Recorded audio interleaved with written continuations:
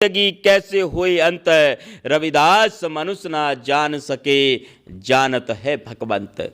सद्गुरु रविदास जी महाराज फरमाते हैं ये मनुष्य के हाथ की बात नहीं है, क्योंकि यहां से तो चलो चलाई लग रही है, सभी जा रहे हैं। जो दिन आवे सो दिन जाही, करना कूच रहन थिर नाही। एक एक श्वास आ रहा है, एक एक श्वास जा रहा है। कहते भाई 2 दिन की जिंदगानी है, 2 दिन की जिंदगानी, इसका गुमान करके क्या खाक पार होगा पत्थर की नाव चढ़ के। सद्गुरु स्वामी समनदास जी महाराज से एक शिष्य ने पूछा, गुरुजी ये 2 दिन कौन से हैं? सभी 2 दिन बताते हैं, पर 2 दिन का पता तो चलना चाहिए कि 2 दिन कौन से है। गुरुजी ने कहा बेटा 2 दिन यादगार है, अब सुनो वे 2 दिन कौन से है। गुरुजी बता रहे हैं शिष्य को, एक दिन तो वो जिस दिन तेरा जन्म हुआ वो दिन यादगार बन गया, वो दिन यादगार, ढोल बजाए गए, लड्डू बांटे गए, यादगार हो गया। कैसे यादगार? तेरे लिए भी यादगार हो गया। वो तारीख लिखी गई इतिहास में, जन्म तिथि लिखी गई ना कि ये इतने इतने में जन्म हुआ। एक दिन यादगार हो गया वो, जब तेरा जन्म हुआ तेरे लिए यादगार हो गया, तेरे परिवार के लिए यादगार हो गया वो दिन। परिवार के लिए कैसे? एक तो माँ बन गई है, एक बाप बन गया है, एक दादा बन गया, घेर में रहता है वो, एक दादी बन गई, वो पहले भाई था अब चाचा बन गया। एक बच्चे के आने से पद बदलते चले गए, सबके पद बदलने लगे और प्रमोशन भी होने लगा। पहले वो बहन थी अब बुआ बन गई, जो दूर बैठे हैं मायके वाले वो नाना नानी मामा मामी बन गए हैं। एक बच्चे के जन्म के साथ ही सबके पद बदल गए। एक दिन वो यादगार तेरे लिए यादगार, तेरे परिवार के लिए यादगार हो गया जब तू यहां पर इस दुनिया में आया। और दूसरा दिन जब तू संसार को छोड़ करके चला, अलविदा कह चला, वो दिन यादगार हो गया। वो तारीख भी लिखी गई। लेट हो गए ना, लेट हो गए और फिर तारीख लिखी गई, वो दिन भी यादगार हो गया। ये 2 दिन बेटा यादगार है। शिष्य थोड़ा तर्कशील कहने लगा, गुरुजी ये बताइए ये 2 दिन यादगार हो गए, पर बीच के दिन कहां गए? बीच के भी तो दिन हैं, बीच के दिन के बारे में भी बताइए। गुरुजी ने कहा बेटा बीच के जो दिन है वो तेरे स्वाद में गए, तूने उसमें उन दिनों को अपने स्वाद में खो दिया, अपने स्वार्थ में खो दिया। आया है सो जाएगा राजा रंग का फकीर, एक सिंहासन चढ़ चला, एक बंधा चला जंजीर। भैया सभी ने यहां से जाना है, कोई राजा हो, कोई गरीब व्यक्ति हो, कोई फकीर क्यों ना हो, जिसने घर परिवार का त्याग कर दिया, वैरागी बन गया, उसको भी ये देह का त्याग करना होता है, उसे भी इस संसार को अलविदा कहना होता है। बोले जगत गुरु रविदास जी महाराज की, सद्गुरु स्वामी समनदास जी महाराज की। सभी ने जाना है, इसलिए सद्गुरु रविदास जी महाराज फरमाते हैं, बाणी फरमान करती है, जो दिन आवे सो दिन जाही। एक एक दिन घट रहा है जीवन का, एक एक दिन घट रहा है। सभी ने चले जाना है यहां से। चले गए दुनिया से जिनके हजारों वाली थे, और सिकंदर जब यहां से गया तो दोनों हाथ खाली थे। 2 सिकंदर हुए हैं इतिहास में। एक सिकंदर जो यूनान से था, बहुत समय पहली बात है, और एक सिकंदर और दूसरे वाला, वो सिकंदर लोदी, जिसने गुरु रविदास जी महाराज को कैद करने का प्रयास किया, चक्की चलाने का भी आदेश दिया था, हाथी के पांव के तले कुचलवाने का आदेश दिया था कि तुम इस्लाम स्वीकार कर लो। परंतु गुरु रविदास जी महाराज ने धर्म परिवर्तन नहीं किया, इस्लाम स्वीकार नहीं किया।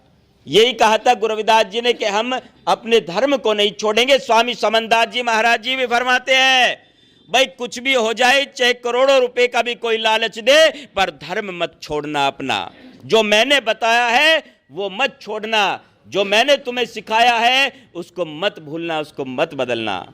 तो वही सिकंदर लोदी जिसने आगरा शहर बसाया था, वो लालची बहुत ज्यादा था और सारी धन संपत्ति इकट्ठी करके शाही खजाने में उसने जमा करा ली। जब 1 रुपया भी बाहर न रहा, 1 सिक्का भी बाहर नहीं रहा, तब उसने घोषणा की यदि कोई मुझे एक सिक्का ला कर के देगा तो मैं उसे मुंह मांगा इनाम दूंगा। बाहर तो कुछ भी नहीं था, बाहर तो एक सिक्का भी नहीं छोड़ा उसने। एक लड़का जिद करने लगा अपनी माँ से, कहने लगा माँ मुझे एक सिक्का चाहिए, मुझे बादशाह को देना है। माँ ने कहा बेटा बाहर तो बादशाह ने एक सिक्का भी नहीं छोड़ा है, कैसे दोगे? बच्चा जिद कर रहा है। तब माँ भावुक हो गई, ममता होती है ना। माँ ने कहा बेटा कुछ दिन पहले तुम्हारे वालिद का इंतकाल हो गया था, तुम्हारे पिता की मौत हो गई थी, उसको दफनाते वक्त मुंह में सिक्का डाला गया था, तुम कब्र को खोदो और वहां से सिक्का हासिल कर लो। लड़के ने ऐसा ही किया, अपने बाप की कब्र को खोदा, वहां से सिक्का उठाया, साफ किया, बादशाह को ले जा करके दिया, बादशाह लो मैं सिक्का ले आया हूं। बादशाह ने कहा भाई तुम चोर हो, हमने तो बाहर एक सिक्का भी नहीं छोड़ा, फिर तुम ये सिक्का कहां से लेकर के आए हो? और लड़के ने हकीकत बयां कर दी, सच्चाई बताई, बता दिया मैं अपने बाप की कब्र को खोदकर वहां से सिक्का लाया हूं। तब बादशाह ने कहा कि यहां के लोग बहुत तेज है, अब क्या करना है? मेरा फरमान है जितनी भी कब्रें हैं सारी कब्रों को खुदवा दो और उसमें जो धन छिपा हुआ है वो सब शाही खजाने में जमा कराओ। एक बादशाह ऐसा हुआ, माया के सिकंदर के लगी मस्तक पर शाही, इच्छा न मिटी धन की कब्रें फड़वाई। इतिहास में दर्ज हो गई ये बात कि एक बादशाह ऐसा हुआ जिसने कब्रों को भी फड़वा दिया था, एक एक सिक्का वहां से निकलवाया और शाही खजाने में जमा करा दिया। जब उस सिकंदर को लगा मैं बचने वाला नहीं हूं, तब उसने अपने घर परिवार वालों को अपने पास बुलाया। ऐसे मौके पर बुलाते हैं ना भाई, बुला दो सबको, एक बार मिलना है। अपने घर परिवार वालों को पास बुलाया और बुला करके कहने लगा भाई अब मैं बचने वाला नहीं हूं, मेरी अंतिम इच्छा जरूर पूरी करना। अंतिम इच्छा क्या? मेरी 3 अंतिम इच्छा है। पहली इच्छा, जब मैं मर जाऊं और मेरा जनाजा चले तो अर्थी से मेरे दोनों हाथ बाहर निकाल देना। परिवार वालों ने पूछा ऐसा क्यों? तब सिकंदर ने कहा ऐसा इसलिए ताकि दुनिया के लोगों को पता चल सके वो सिकंदर जिसने कब्रों को भी फड़वा दिया था और वहां से भी सिक्का इकट्ठे कर लिए थे, वो कुछ भी हाथ लेकर के नहीं जा रहा है, खाली हाथ जा रहा है। और दूसरी इच्छा, जितनी भी धन दौलत मैंने इकट्ठी की है वो मेरे जनाजे के रास्ते में बिछा दी जाए। ऐसा क्यों?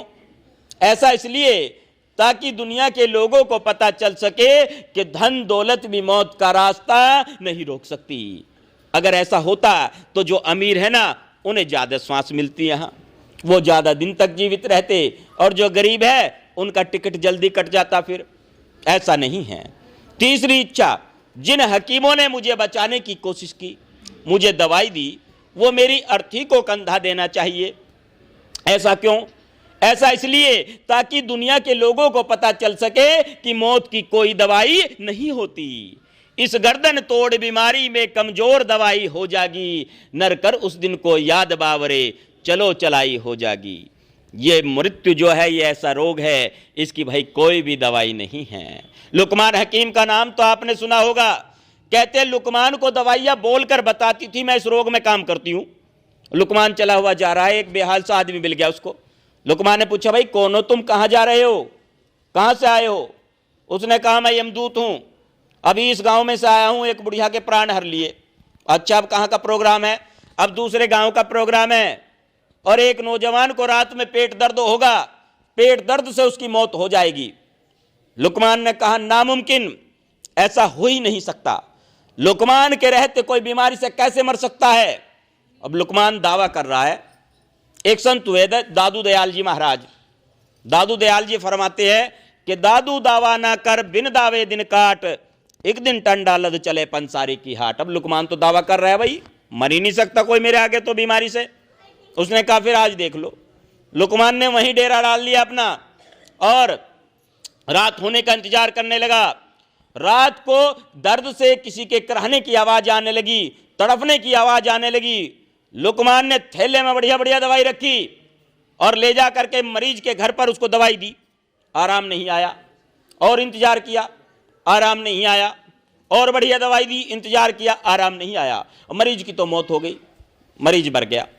लुकमान को बड़ा दुख हुआ अगले दिन सारी दवाइयों को ऊंट पर लाद करके चल दिया पानी में बहाने के लिए, पानी में बहाऊंगा इनको। वही आदमी मिला फिर उसे, कहने लगा लुकमान कहां जा रहे हो? लुकमान ने कहा दवाइयां बेअसर हो गई है, जिस रोग की दवाई दे रहा हूं वो रोग ठीक नहीं होता, इन दवाओं में असर नहीं है, इन दवाओं को पानी में बहाऊंगा। तब उस आदमी ने कहा लुकमान दवाओं को पानी में मत बहाओ, दवाइयां बेअसर नहीं हुई है, दवाओं में तो असर है, बस एक बात याद रखना, वो क्या कि मौत की कोई दवाई नहीं होती। इस गर्दन तोड़ बीमारी में कमजोर दवाई हो जागी, नरकर उस दिन को याद बावरे चलो चलाई हो जाएगी। इसलिए सदगुरु स्वामी समनदास जी महाराज फरमाते हैं भाई भजन करो, सेवा करो और परमार्थ करो, नाम की कमाई करो। श्वास श्वास में नाम भज व्यर्थ श्वास ना खो, बेरा ना इस श्वास का फिर आवन होना हो। बहुत संत तो ढोल बजा बजा के कहते हैं, कहता हूं कहे जात हूं कहत बजाऊं ढोल। श्वास जो खाली जात है त्रिलोकी का मोल, चाहे तीनों लोक की संपत्ति दे दो, एक श्वास दोबारा मिलने वाला नहीं है। इसलिए जो श्वासों की पूंजी मिली है, जब तक ये चल रही है ना रिमोट वाली गाड़ी, ये चाबी वाली गाड़ी जब तक चल रही है, जब तक इसमें चाबी है, तब तक उस सतगुरु परमात्मा से हित करते हुए नाम की कमाई करे। पुनः गुरु घर के सेवादार परमाल सिंह गोंदवाल जी और उनके परिवार का हौसला बढ़ाने के लिए सभी यहाँ पे पहुँचे हैं। आदरणीय नकली सिंह जी गोंदवाल जी को श्रद्धा सुमन भेंट करने के लिए सभी आए हैं। सदगुरु परमात्मा जी से अरदास करते हुए सच्चे बादशाह जी उस पुण्यात्मा को अपने चरणों में स्थान देना, और पूरा ये संत समाज सभी श्रद्धालु परमानशील गोंदवाल जी के परिवार के साथ है। इस घड़ी में इस समय में इन्हीं शब्दों के साथ रजा चाहता हूँ। एक जयकारा बुलंद करेंगे संत शिरोमणि सदगुरु रविदास जी महाराज की, सदगुरु स्वामी ज्ञान भिक्षुक जी महाराज की, सदगुरु स्वामी समनदास जी महाराज की। सतनाम जी, सतनाम जी, सतनाम जी।